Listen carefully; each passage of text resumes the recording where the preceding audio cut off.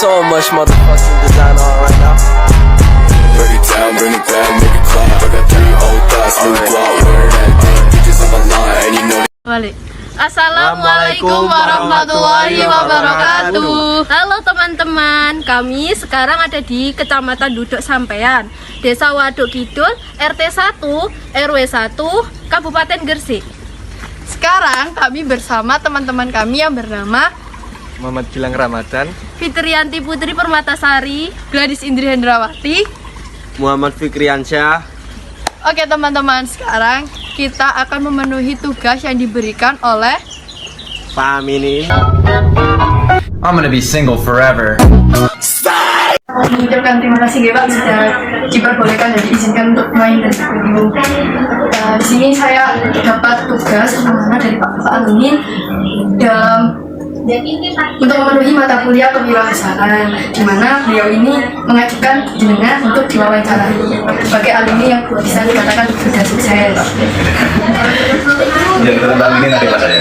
Bapak Amin berarti adik kelas. Berarti jenengan alumni Muhammadiyah. Iya, saya alumni sana. Yang mendirikan Matalah itu saya. Oh, Matalah U. Iya, saya. Jadi nggak asing lagi pada kampus. Sekarang juga sering komunikasi dengan Pak Wadong. WR3 itu dalam rangka mengembangkan klinik. Gimana?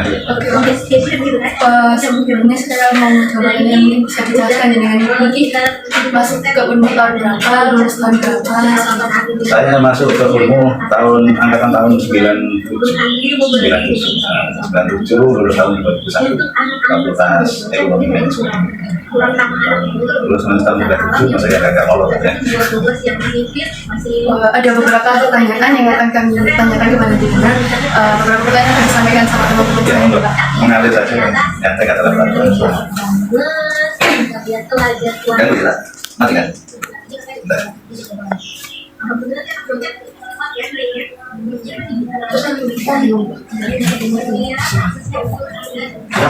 Siapa yang pemilik usaha? Kalau pemilik usaha saya sendiri, dan kebetulan itu kan saya punya anak juga kemarin lulus dari Semarang itu setelah kena COVID, jadi kan maksudnya kan waktu musim COVID kan, jadi sekolahnya jadi tak belajar pakai ya membuat ruang itu. Sebenarnya itu milik apa ya, dilinan anak saya gitu.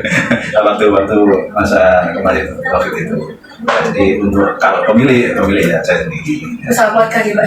Kalau kolam sih ini memang untuk penelitian saya. Sebenarnya kan kalau saya sih punya usaha satu itu tambah. Jadi banyak kisah dengan makam panjang ya. Ada 13 hektar. Saya itu kalau tambah ya kan. Kalau ada swab di Babat. Jadi tiap hari saya harus ke Babat. Jadi swab padi ya. Swab beras itu. Jadi ya usaha dia ya saya ditanggung juga dia. Terus yang terakhir ini saya usaha travel untuk trip. Bukan, jadi untuk wisata. Kalau sampai promo, mana jadi mulai kendaraannya dari saya, hotelnya dari saya, sampai tinggal duduk. Sudah sepaket gitu. Satu paket trip, namanya trip. Untuk yang terbaik itu saya tidak sama waktu COVID juga. Kalau di perikanan ini dan kendala yang dengan Kan kalau kendala banyak Mbak. Jadi saya pernah yang tradisional yang kira itu tradisional karena kalau bicara tradisional otomatis kan tidak seberapa bodoh kan gitu ya. Terus saya pernah juga saya intensif dan yang terakhir untuk budidaya saya nyoba walaupun dari jadi dari 3 itu saya bisa ambil apa ya, sisi kurang dan lebihnya dari 3 praktek tadi yang tradisional saya intensif dan super intensif itu saya mencoba mana sih sisi yang kurang dan lebih. Kalau boleh tahu Pak, gedung atau sarana prasarana apa yang jenengan miliki sekarang? Untuk apa? Untuk tambah. Kalau tambah sih nggak terlalu banyak, bahkan nggak terlalu banyak sarana yang disiapkan nggak. Kalau budidaya ya tidak, karena budidaya banyak kan memang butuh satu lahan kan ya, lahan itu kalau tradisional otomatis tambah kan gitu ya, tambah lahan. Nah kalau tradisional otomatis lahan itu dia kebetulan kan ada saya ada hektar itu ya tradisional semua, karena 13 itu kalau memang digunakan untuk apa namanya intensif ya modelnya tidak kuat juga. Nah, intensif itu kan intinya ada lahan tidak terlalu luas, tetapi bisa menghasilkan yang sama, menghasilkan lebih dari yang tradisional itu. suatu contoh gini, tambah di sini rata-rata kan 4 hektar ya. 4 hektar itu mungkin kalau dapat udang, 4 hektar dapat udang, itu mungkin hanya sekitar 100 atau 200 kilo gitu, 200 kilo. Itu kalau itu tapi dengan lahan yang segitu Pak, 4 hektar.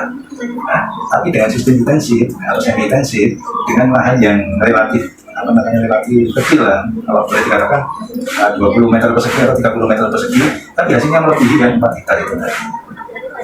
Dari situ kan kita bisa yang bisa budidaya meskipun tidak punya lahan yang luas dan seperti itu, apalagi kita mau budidaya yang super intensif artinya lahan yang sedikit tapi bebannya padat, super padat gitu. Jadi kalau intensif kan 300 atau 350 per ekor per meter ya, tapi kalau super intensif itu sampai ini saya sampai 600 ekor per meter persegi, 600 ekor udang gitu. Kalau tradisional enggak, tradisional ya otomatis ya dengan lahan yang besar itu tapi bebannya juga sedikit. Jadi kita tidak ada alasan lagi kalau mau budidaya harus punya lahan yang luas, tidak ada alasan. Jadi bisa diakali dengan intensif atau dengan pulang-pulang buatan kayak pulang itu bisa juga. Dan hasilnya tidak kalah dengan yang pakai lahan luas. Kalau boleh tanya Pak, bagaimana karakter atau ciri-ciri umum dan nilai hakiki yang Anda miliki dalam bidang aquaculture? Jadi pertama terus mencoba. Artinya kan di aquaculture itu kan ada teknologi aquaculture kan ada. Dan kalau kita bicara teknologi aquaculture di masyarakat itu kan masih tabu. Tapi apa sih teknologi lah? Otomatis kan kita pakai apa ya? Pakai bakteri dan macam-macam itu kan. Dan secara umum hal semacam itu masih bagi masyarakat kan tidak ada. Belum percaya lah kalau ada teknologi kayak kita menggunakan bakteri, menggunakan apa itu kan masyarakat tidak percaya apakah plankton itu ada, masyarakat itu tidak percaya. Nah, kalau kita menggunakan teknologi itu maka ya otomatis nggak langsung sukses Mbak. Kita mencari jati diri dan mencari celah kelemahan kita kayak apa, kekurangan kita kayak apa, itu memang tidak sekali langsung pelajari, kita pelajari terus kita terus mempelajari, tidak patah semangat gitu. Jadi kalau usaha apapun meskipun di trial atau tidak atau di perikanan ya sama, pantang untuk menyerah itu, tidak kata menyerah, harus selalu dievaluasi, dicoba lagi gagal, dievaluasi terus seperti itu. Saya ini untuk yang ini saja 2 tahun dia pernah hasil, dia pernah mati. Nah, tadi kan kita tahu kelemahannya di sini. Jadi kita mengatasinya kayak gimana, kita tahu belajar. Jadi ini penting dicatat. Jadi bukan hanya di awal catatan, bukan hanya itu tulis, dia juga bisa dicatat kan. Jadi seperti itu. Supaya apa? Kita bisa evaluasi. Oh kemarin itu pagi kok makannya 1 kilo ikannya, sekarang ini mendung kok makannya 1 kilo nggak habis. Nah, itu kan kita ternyata nggak makan kurang kemarin karena memang situasinya mendung, jadi suhunya turun dan macam-macam. Nah, itu kita evaluasi otomatis. Kalau nanti kita ada kayak hujan atau mendung, daripada makannya menjadi amonia nggak terpakan oleh ikan, maka makanya ikan seperti itu, dievaluasi seperti itu. Yang di Karena itu yang gimana itu apa? Iya tradisional, tapi polikultur. Jadi bukan hanya udang. Jadi kalau tradisional itu kebanyakan polikultur. Polikultur itu kan apa? Polikultur itu kan campur ikan yang lain sama udang. Kalau tradisional memang kebanyakan seperti itu. Kalau sekarang mindu sama bandeng karena ada airnya agak tawar. Itu tradisional. Untuk ide dan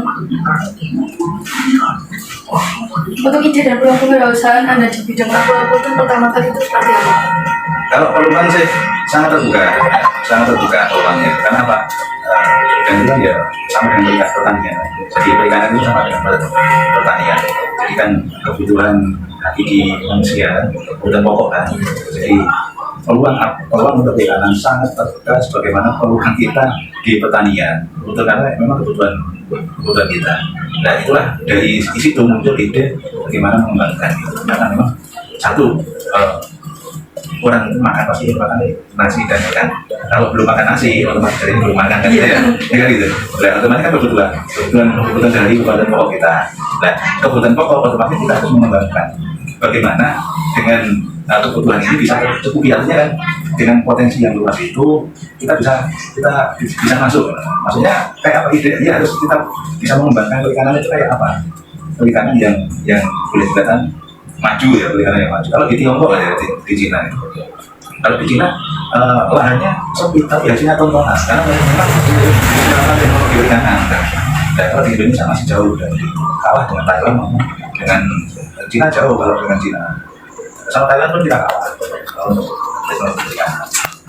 Padahal teknologi perikanan itu peluangnya sangat besar, sama halnya besarnya peluang kita di pertanian. Kalau kita ya tadi kalau makan itu nggak ada ikannya ya nggak makan.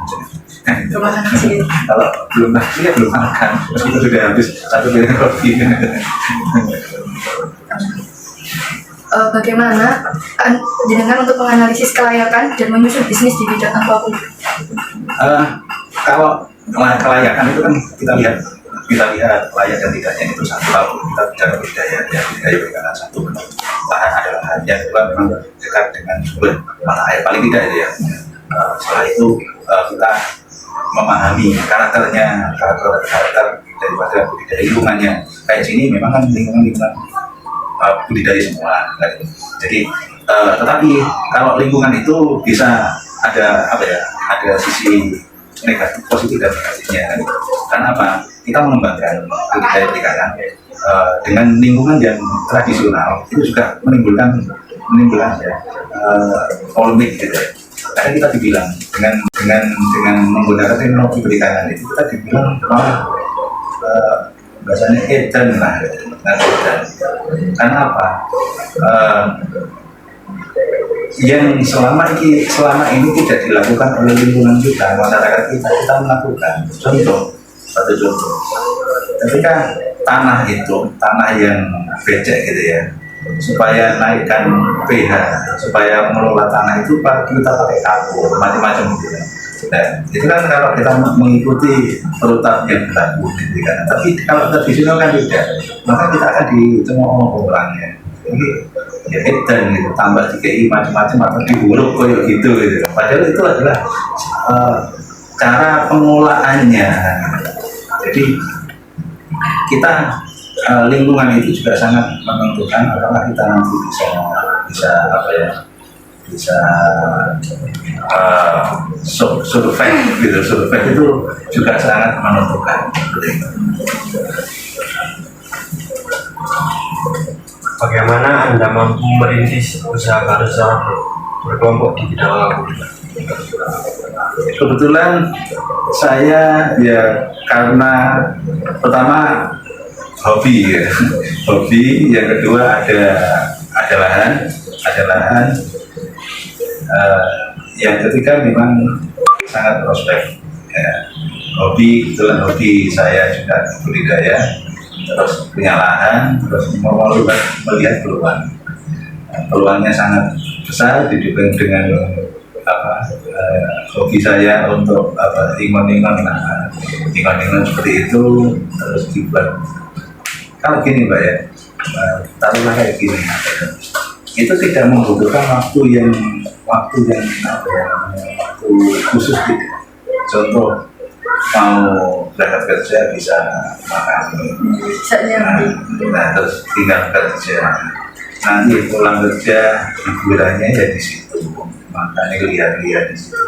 Jadi enjoy saja lah, tidak terus harus.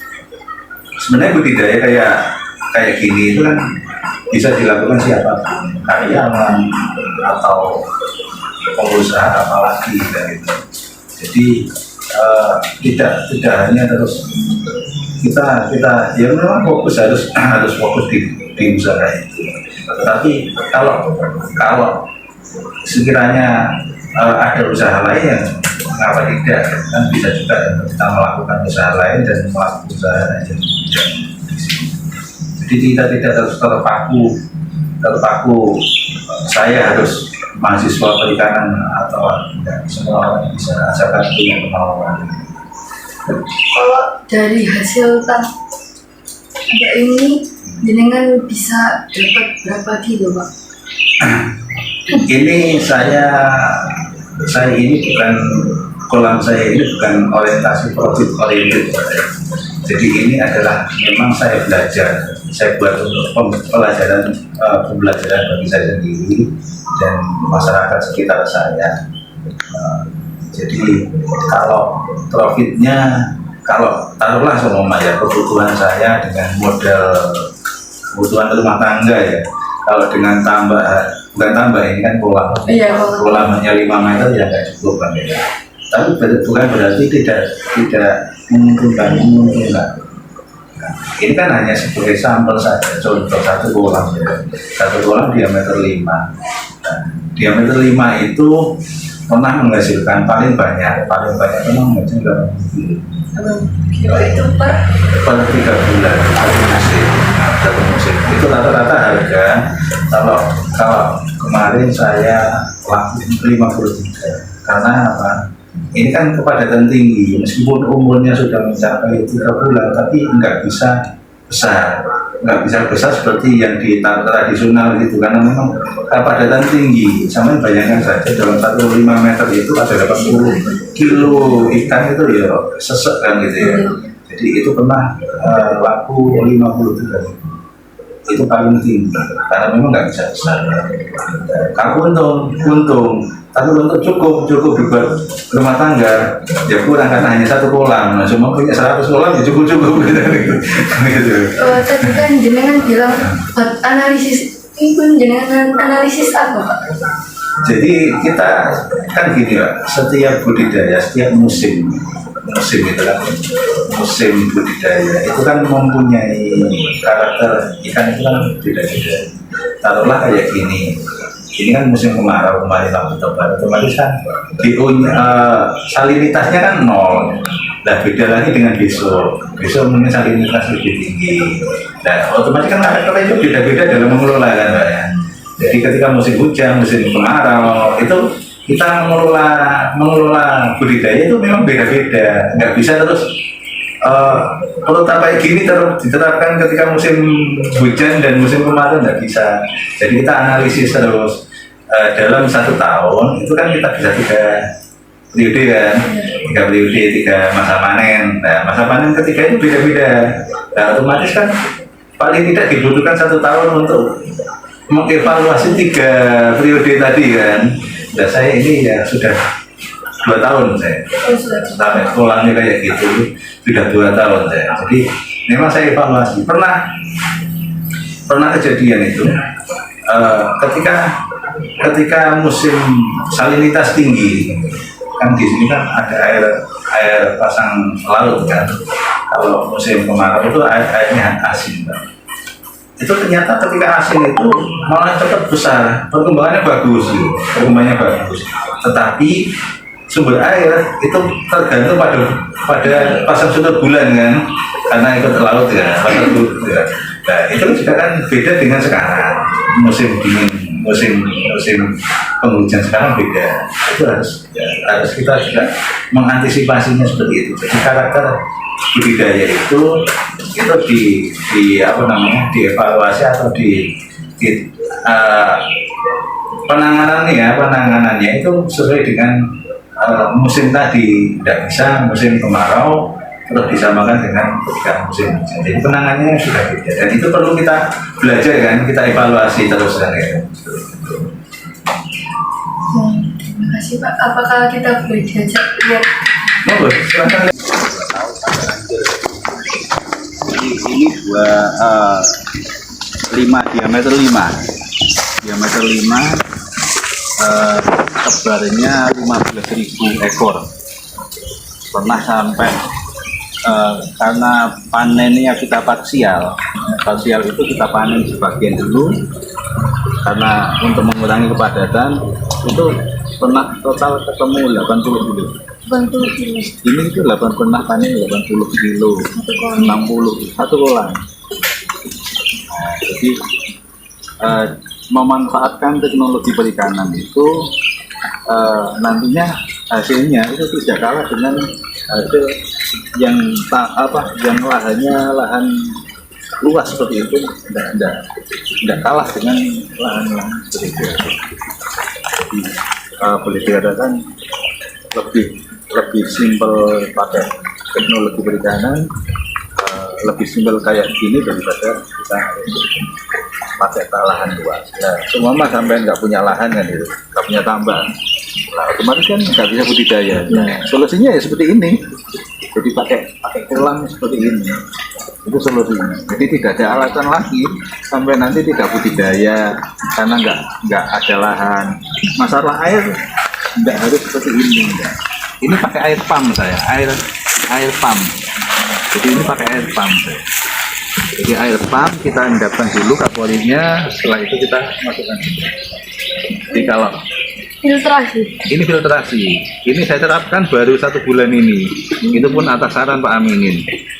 Nah, kemarin budidaya paling sulit itu Mbak, ketika musim hujan paling sulit.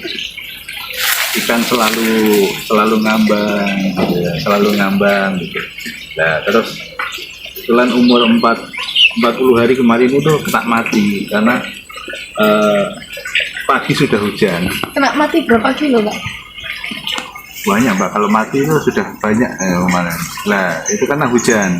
Pagi-pagi sudah hujan. Itu sudah susah banget kalau sudah kena hujan itu kan otomatis pH-nya juga kan naik turun kan itu ya. Itu susah. Nah, kemarin terus umur 40 hari itu kotoran sudah banyak karena udang sudah makan. Otomatis amonia juga tinggi, terus didukung dengan cuaca, dengan hujan, otomatis sudah akhirnya nggak kuat mati. Terus kasih solusi Pak Aminin untuk filtrasi ini. Jadi ini satu kita terapkan, ya akhirnya juga nggak mati lagi, terus airnya juga bagus. Kemarin dites teman-teman sampean juga ya normal semua minggu kemarin. Ini sekarang umur 12 tahun. Ini kalian Mbak angkat Mbak. Untuk makannya berapa kilo, Pak? Tergantung kalau ini kan gini, ada rumusnya kan untuk memberi makan itu ada rumusnya sendiri ya. Ini umur. Ada yang mati. Ada yang mati. Ada, Pak. Oh itu kan. Itu stres tadi sampai angkat Mbak. Kalau angkatnya jangan terlalu tinggi. Jangan ambil aja yang mati.